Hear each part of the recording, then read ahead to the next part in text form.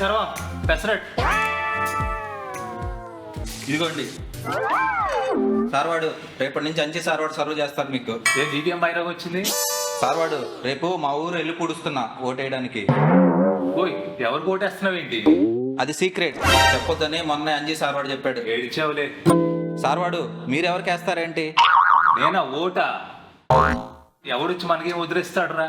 అందుకే మేము ఓటేస్తే మానేసాం. ఓటింగ్ డేని మా ఫ్రెండ్స్ అందరం కలిసి జాలీ ట్రిప్కి వెళ్తున్నాం. సార్ మీలాంటి వాళ్ళ వల్లే సార్ రాష్ట్రంలో ఏడ్చి వచ్చింది. ఏ పంచామృతం, అంజీని అవమానించాడు, 1000 రూపాయలు ఫైన్. ఒరే అంజికే, నువ్వు ఇంటికి రాని కెలుగుతావు. నువ్వు ఆగ్ర పంచమర్థం. నానాజీ గారు మీ అమ్మాయిని ఉద్యోగాన్ని ఎక్కడ పంపించారు? అమెరికా. పాకిస్తాన్లో ఇంకా ఎక్కువ ఇస్తారంట, అక్కడ పంపిస్తారా? పంచామృతం మళ్ళీ 1000 రూపాయలు ఫైన్. ఎందుకండి? అంజి అడిగిన దాంట్లో తప్పేముంది? అంజి అడిగిన దానికి సమాధానం చెప్పండి. ఏందయ్యా చెప్పేది? అక్కడ ఏం జరుగుతుంది నువ్వు న్యూస్ చూడట్లేదు? ఎప్పుడు గొడవలో సెక్యూరిటీ ప్రాబ్లం. అటు మన పిల్లల్ని ఎట్ట పంపిస్తాం అక్కడికి?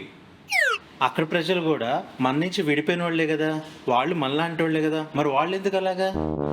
అక్కడ ప్రజలు తప్పేముందయ్యా?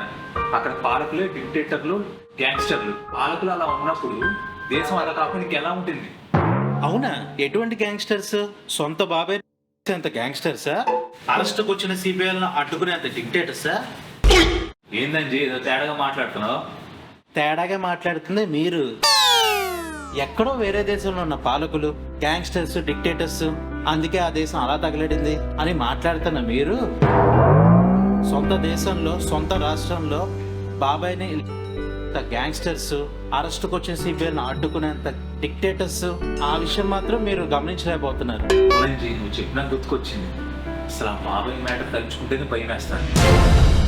నానాజీ గారు, మరి ఇందాకేదో ఓటింగ్ డే, హాలిడే, ఎవరు గెలిస్తే మనకేంటి అన్నారు?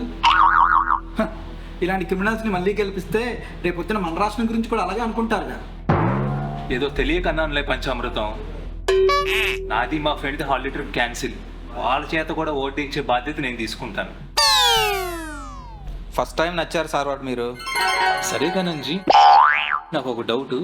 ఈ అరంగడు ఉండేది ఇక్కడ, వీళ్ళ రాష్ట్రంలో ఎవరు వస్తే వీడికెందుకు? వీడు ఎందుకు వెళ్తాడు అంత దూరం ఓటేస్తాకి? అదేంది సార్వాడు, మా బంధువులు, స్నేహితులు, మా ఆస్తులు అన్నీ అక్కడే ఉన్నాయి కదా, ఆ సేఫ్టీ కూడా ఆలోచించాలి కదా. కరెక్టేరా. నా ఫ్రెండ్స్ కూడా బెంగళూరు, ముంబైలో ఉద్యోగం చేస్తారు. వాళ్ళని కూడా వచ్చి ఓటేయమని చెప్తాను. సూపర్. ఈ క్రిమినల్ పార్టీని పడగొడదాం, బాబు గారిని గెలిపించి రాష్ట్రాన్ని నిలబెడదాం.